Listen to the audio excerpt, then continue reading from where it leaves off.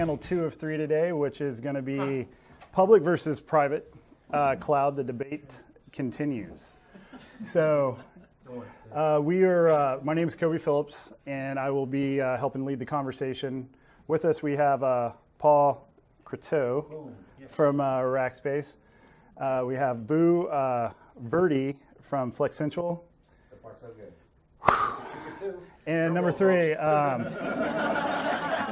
we have, I'm going to go with BJ Batmangild. God, I butchered it. Correct me, please.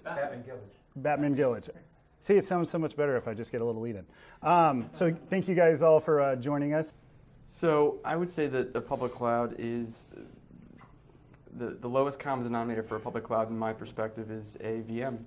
Basically a shared environment on a single server for multiple end users, most simply. Okay. We'll get you into the conversation here, and I'm happy to listen to that. what in your opinion, what would be a couple, maybe 3 good reasons that a company would want to look at a private cloud? I think I combined both words there. Yeah. So. I'll just start off with my wacky definition of what a cloud is. It's kind of a combination of what you guys said. It's really just a combination of compute and storage with a hypervisor, and how you consume it or how you use it is up to you. The word in front of cloud, private, public, hybrid, compliant, I mean, these are just made up words, really. There's no scientific backing to any of them. And if you've seen some scientific backing, I'd love to see it. That said, we all like to put disclaimers and words in front of it to describe what type of environment that we're buying or using. So in this case, if we talk private, private to me means single tenant, meaning you, the customer, are the only one consuming those resources. Now, how far does the private go? Is it still on shared storage? So this is where the problem comes in with the conversation. Because you could say the true definition of a private cloud is I want my own dedicated firewall, load balancer, compute, storage, my own circuits going in and out of it. Your own not power, shared. your own backups. Yeah, I don't want shared bandwidth. So, the terminology is kind of vague, and the answer is kind of vague, but to me, in a single word, I'd say it's single tenant, meaning you, the consumer, are the only one utilizing it. There's no noisy neighbor. There's nobody else using that infrastructure except yourself. Okay. And when you say, what would be some business drivers that a customer would want to consume, private type of environment? Yeah, sorry, I didn't really answer your question. But so people that have some type of device or application that requires them to pin their application to a certain CPU, for example, right? So if you've got the opposite of public cloud, multi-tenant, your VMs can kind of float around into different servers. But if you need to pin it for licensing reasons, like if you're running Oracle, if you're running certain Cisco call manager type things that say you have to be pinned to the CPU, or the ID of the CPU is tied to that application, I can make an argument for pretty much anything else, whether you're compliant or secure to go into the public cloud or any version of public cloud or multi-tenant cloud. But things that need to be pinned to a specific server is why I would say, utilize a private cloud. Okay. And Paul, maybe kind of take the same stance, but for public. Sure. I'll add on to what he said. Anything with multicast and networking side is also a great reason to go network on private. Why to go into public cloud? Is that the question? Yeah. Like, where would it make sense more to use a public cloud versus private? Well, for me, which cloud you use, or whether or not you use cloud, depends on the workloads, depends on your budget, depends on your skill set, your licensing relationship. You may have a great Microsoft partner that's going to give you some incentives to go to the Microsoft cloud and Microsoft O365. You may have technical skills on staff that are very DevOps centric and coding loving, and they may be great for Google. You may have folks that know and love Amazon and their great features. You may have folks that prefer VMware and building something cloudy on vRealize. Which cloud you go to is going to depend on your skill set, your budget, your functions. Going public, it's a great way to get up quick. You can open up your credit card and spin up an instance in Amazon or Azure or any of those guys in literally a couple of minutes. So going into the public really is for almost everything. There's a phrase I've been saying for about 10 years. The cloud is for everyone, but not everything. And now I've added the modifier of yet. The cloud is for everyone, but not everything yet. And if you talk to your customers, you can make an assumptive selling conversation happen by saying, what are you guys doing in the cloud today? Because most likely they're already using Amazon, they're already using Google Cloud or Azure or Alibaba in Asia, et cetera. So why go in the public cloud? Because you need to move faster. Okay. A big problem today in businesses of every vertical is that their internal help desks are struggling, they're overworked, usually underpaid, and they're dealing with help desk tickets and making sure that the people can get to their printers, or their passwords are being changed properly, or adding new laptops for new employees, and they're dealing with the day-to-day maintenance of the business, but the help desk guys and gals cannot go and get certified on the latest Google Cloud or keep up their Amazon certifications or VMware or EMC or whatever. So they start falling further behind in their current skills, and their workload prevents them from responding to their internal customers fast enough. So business unit leaders say, hey, I need this, my app guys need some servers to test their new code of the latest version of this app we sell. I can't get hardware for a month because of our procurement processes or whatever's going on, or there's a merger that stopped all purchases, but I can go to Amazon and spin up X amount of instances, and the guys can run them all day and then turn them off at night. I only pay for those minutes that they actually used. So I think the number one reason to go to cloud is when you need to be nimble and fast. All right. Well, thank you for that. I could think of a lot of others, but I don't want to take a lot of time from my peers. And we'll circle back. There's actually some follow-up questions on that. But BJ, maybe you could address, what applications, if any, you would say shouldn't be put in the cloud? Ooh, that's a good question. I'm going to take one step back briefly and just sort of clarify, just because I think there's probably a range of experiences in the audience of how familiar people are with cloud services, and I'm going to sort of re-characterize private cloud very briefly. When someone says the word data center, depending on who you're talking to, they could be thinking of two dramatically different things. Someone's data center could be the 4 servers that are stacked on top of each other in the closet. Mm-hmm. Someone's data center could be the 1 million square foot building that's in the corner of the rural area. So both words interchangeable, but context specific, right? So when someone says the word private cloud, one person could hear private cloud and think, this big 4 IT provider is giving me a dedicated rack with these specific servers and this storage, and that's my rack, and they're hosting it for me, right? Or they're hosting, I'm getting access to these servers, those are my servers. Another person could say private cloud and be thinking to themselves, well, I'm doing co-location and I'm leasing the space out from a third-party provider, and then I have another third-party provider that is managing my own cloud environment in the stuff that I own, and that's my private cloud. And then there's all kinds of variations in between, depending on who you're talking to and what sort of product is being offered or described. So just to put out there, it's all very blurry. So with respect to what you said, what shouldn't be put in the cloud? What shouldn't be put in the private cloud or the public cloud? Just any, public cloud. So what shouldn't be put in the public cloud, in my opinion, is something that you have a very firm grasp of. You understand the compute, the memory, and the networking required to facilitate that use case, and you were able to plan for it accurately, such that you can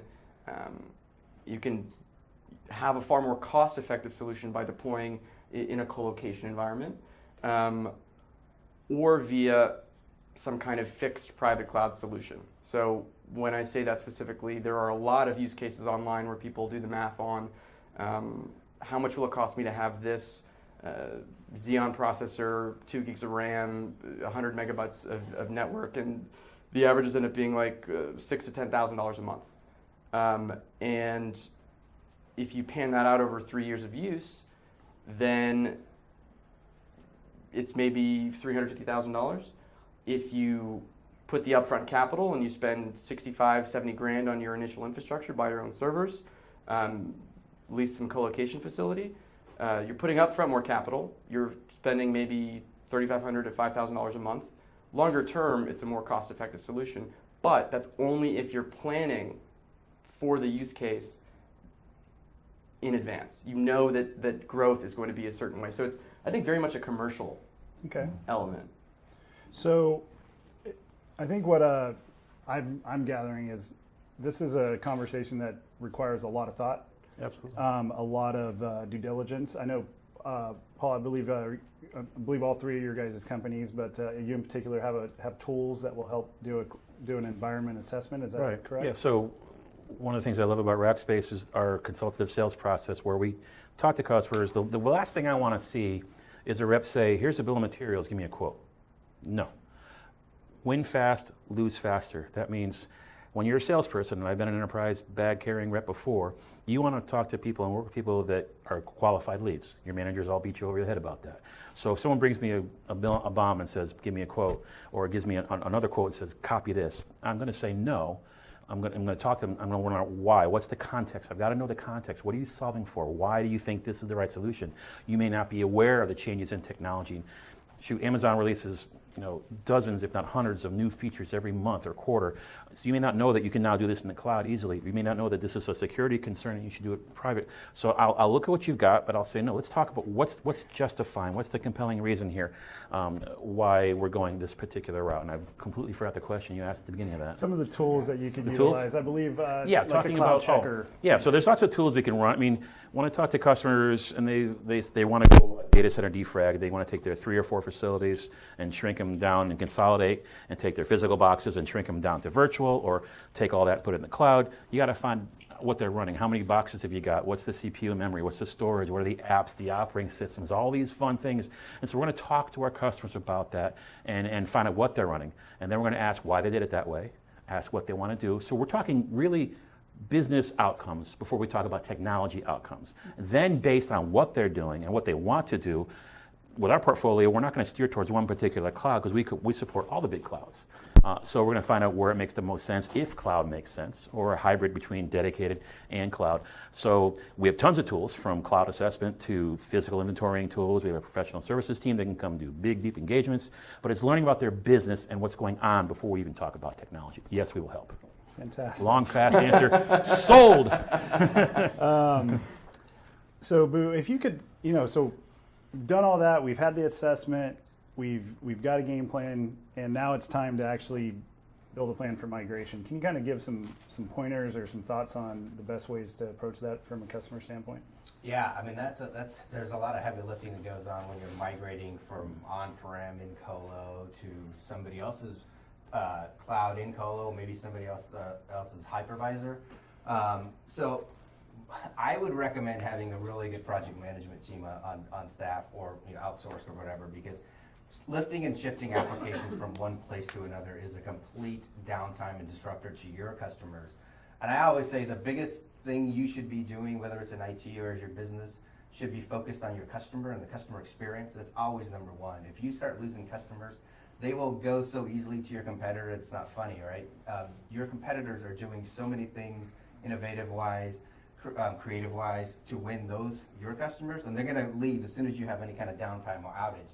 So planning for a migration is tough.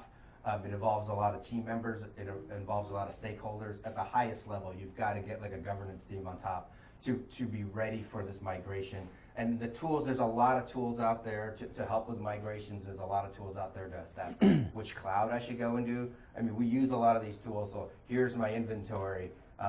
Here's what my applications look like. Here's the scalability or flexibility that they need. Here's how they might need to scale vertically or horizontally. Which cloud works for you? Which cloud works best for that? Here's my security and compliance concerns. That's why I say take the name in front of cloud, the private, take that name away from it. Figure out what your application needs are, what kind of management that they need. Do you need control? Do you want us to have control? And then we'll find the right cloud for you, and we'll help with the migration piece. But it involves a lot of application interdependencies. There's a lot of things that goes on. Networking, IPs, storage. There's a lot of planning that goes on. That's where I think you bring in, providers like ourselves to help with that engagement, because it's for an IT staff to move a bunch of applications or workloads from one place to another. It's like lifting and shifting all your racks and racks of servers from one colo to another. It involves a lot of people powers. I do phases What too. would you guys say, and I'll kind of leave it open, so feel free to anybody just jump in on this, but during these migrations and everything, where would you say some of the most common mistakes are when somebody doesn't engage an expert or somebody to help them in their cloud? When someone does or does not? What are some common pitfalls and areas that you guys have seen? Not planning for enough time. One of the comment I just kind of whispered was in the phases. Everything he said is exactly right, and then you got to do it in phases. You can't just unplug your stuff and move it across town or across country, because that's going to involve downtime that we all want to avoid. So you've got to plan ahead. Any good sales engineer is going to talk to customers about what they're trying to do, and they're going to backwards engineer the timeline. When does this need to be operational? What's your drop dead date? Are we doing something for a Super Bowl ad or beginning of fiscal year? Okay, so if you need to be up January 1 running this new system, how much time does your team or teams need to test everything you just moved? Is it a week? Is it a month? Let's call it a month for code rewrites and tests and all the other fun stuff. So now that means they've got to have access to the system December 1. Well, how long is it going to take to deploy all that stuff? Most IT companies that are doing managed services are going to take 6 to 8 weeks to deploy, even in the cloud, because there's lots of things that go on. So let's call it 8 weeks or 2 months. So now we've got all of Q4 that's now, we've got deploy, you got to test. So now that means, how long does your company take to get through legal? What's the procurement process like? Are there board meetings involved? Who's involved with the decision? That's going to, oh, you can't do it till the next board meeting, which is 2 months from now. So if you backwards engineer that timeline, it's really great for sales folks, because they really, oh crap, I got to decide in 6 weeks or tomorrow. So the biggest mistake I see is not accounting for enough time, because the worst thing you can do pretty much in any phase of life on any topic is to rush, because that's when mistakes happen. And now your January 1 deadline goes to January 15, and then a merger happens, or someone dies, or you got new acquisitions, and it gets very, very complex. So I would say not proper planning and project management, like you said. Let me just add one thing on there. A lot of people's first foray into the cloud is using a cloud-based disaster recovery solution. So whether you're using like a Veeam or Zerto, what's neat about those is you can actually spin up your, and I'm sure most of you guys know this, but you can actually spin up your entire prod or subset of your prod in the cloud, run it, see if it functions correctly, are all the applications talking to one another, can I hit it from the outside? And that's a good way to test to see if your entire application stack can move to the cloud, can it function in there? And literally these disaster recovery solutions allow you to migrate in there as well. So if you're already using them, it's a great tool to migrate into a cloud. Excellent point. So this is going to point your way, BJ, on connectivity, right? Because you guys house, I know DRT, tons of connectivity going into your facilities from network providers.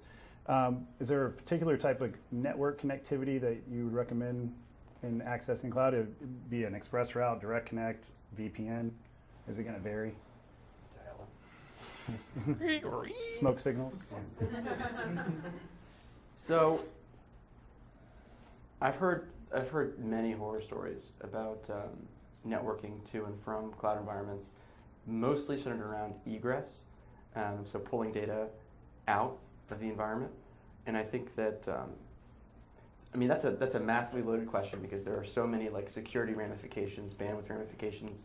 I've got a bunch of security questions follow up. So Okay, frankly, I would honestly, there's so many different applications and different architectures out there that I would just find an expert in SD-WAN and say, based on all your use cases, based on all your existing connectivity, architect something for me that will replicate my existing platform. So you find a connectivity specialist, and they've done it before, get them to architect it for you.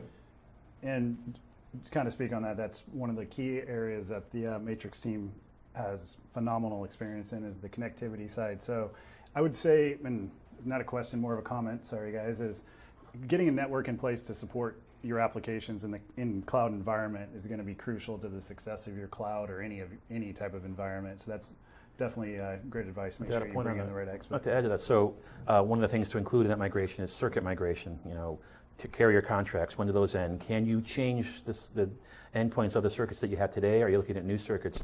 Rackspace does not play in the circuit world. We rely on our partners. If our customers don't want connectivity, we're carrier agnostic. We're actually in several of their facilities and a few others, and we don't care which networking companies our customers want to use. We have many carriers in each of the data centers that we're in, but working with telcos to figure out that timeline, what circuits you need. We'll accept any kind of any platform, any speed, any size, but that's definitely an important thing to consider, is how long it's going to take for that circuit to be run or moved. So a very important point. So you kind of mentioned security. So on that note, how do you ensure malicious individuals case access your data or applications? Like, what is You can't. Yeah. simple enough? Next question. Funny, this question was on a panel I was on earlier this week in New York. Same exact question, same exact answer. It's human. So the vast majority of cyber attacks occur from within your company's four walls.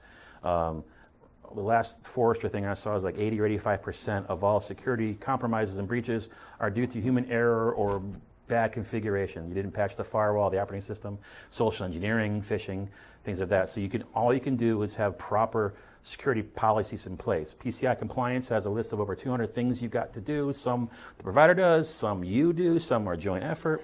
The one thing I can say, the best way, and this is from the guy that directs our security team told me last week, the best way to secure your data is to make sure that it is encrypted at rest. Not just SSL, TSL, I'm talking about at rest.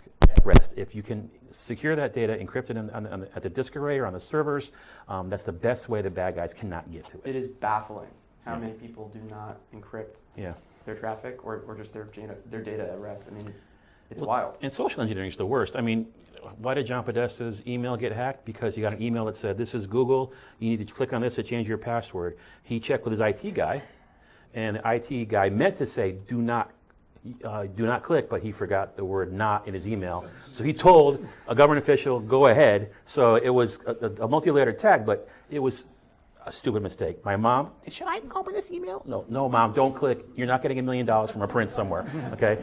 Those are the number one ways to get in. You let the bad guys in. Yeah, Yeah, that's let me just underscore that point. The last panel covered this as well.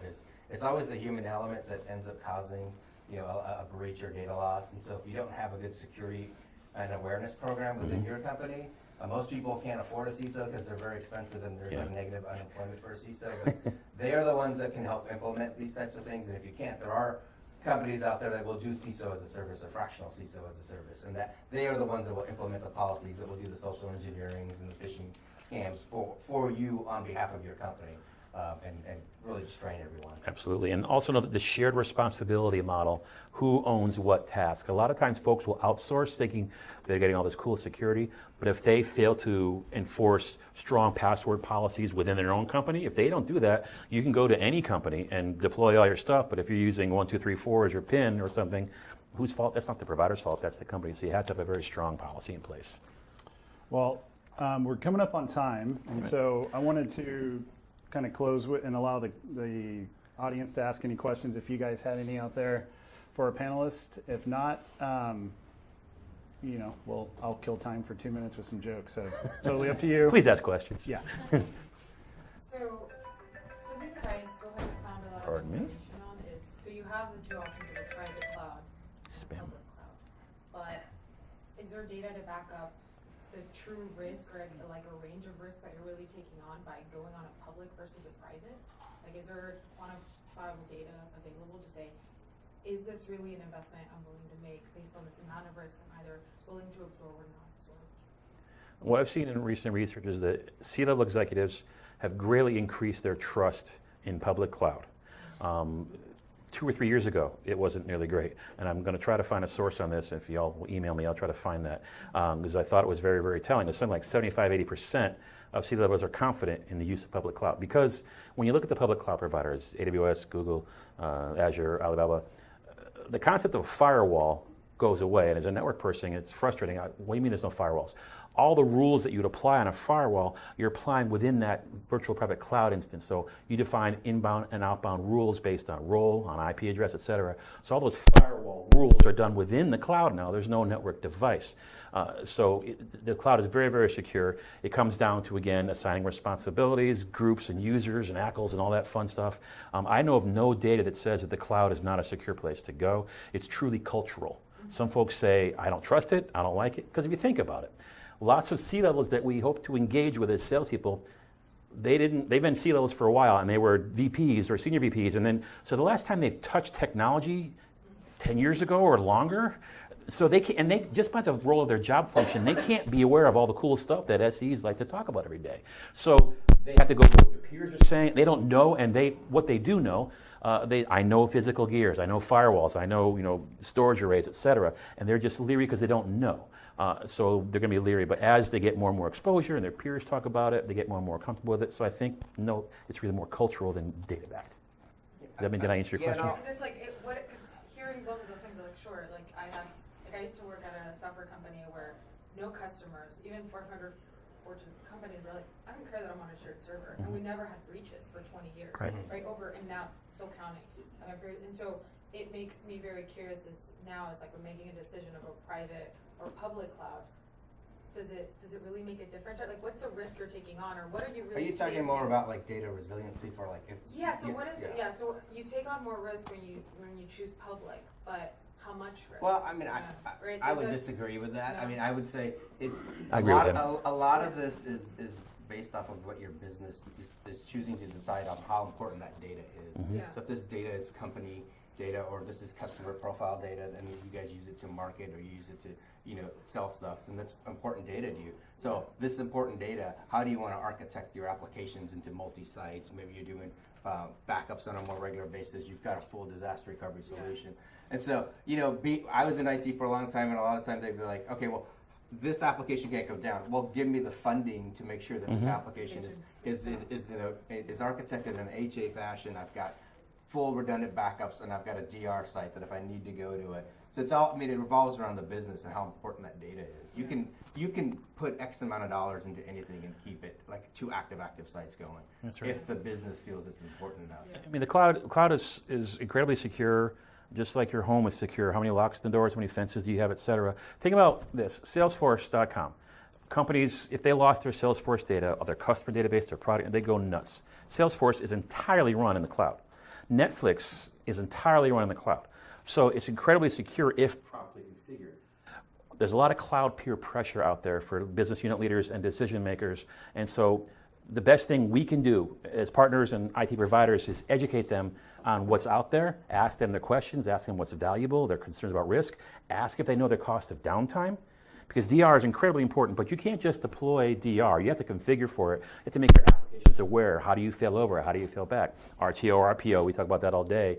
The same thing applies to cloud. You can't just deploy in the cloud. You have to prepare for it. So you got to work with partners that will talk to you and ask the questions as opposed to just give you quotes. I think, we got one Well, more. I was just wondering what the landscape is for financial services. If you guys are obviously confident about security, but being in the business, how many financial services companies would you say are moving to the cloud right now? A lot. It's a growing sector for our business. What about you guys? You can find a lot more financial customers? It's an optics issue. I think that you don't necessarily have to be doing technically the right thing to be doing the right business thing.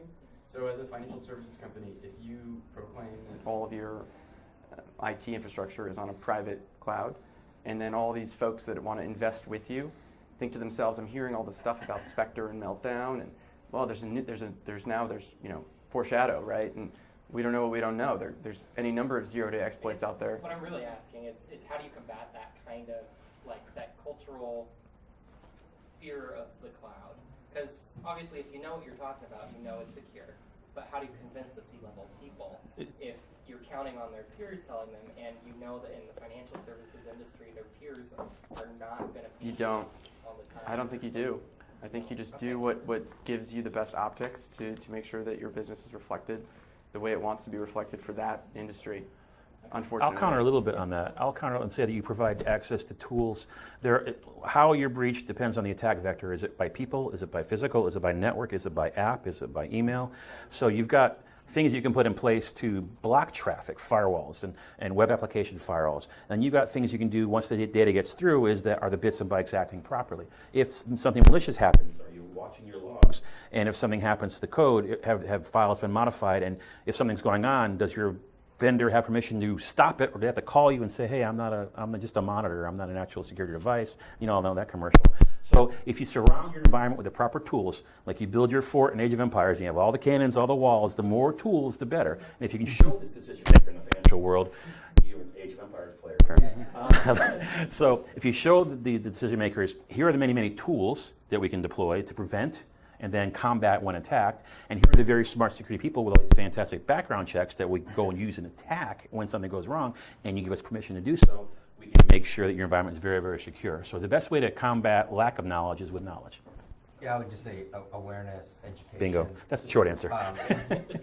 White papers and use cases, and we can provide that. Like, that's how you slowly. I think I'm just jaded. I've worked with too many banks. It's a slow. I mean, we have a PCI compliant cloud that that we sell ourselves, and it's a tough thing to sell because of what you're saying. Perception. Yeah. Perception is reality. That's the reality we face. Well, on that note, guys, I think I will end this particular conversation, but feel free to hit these guys up as they're kind of walking around the floor, and thank you guys all for your time. Thank you. being here. Thanks for the Really question, guys. appreciate it. Yeah, man, thanks. Good job.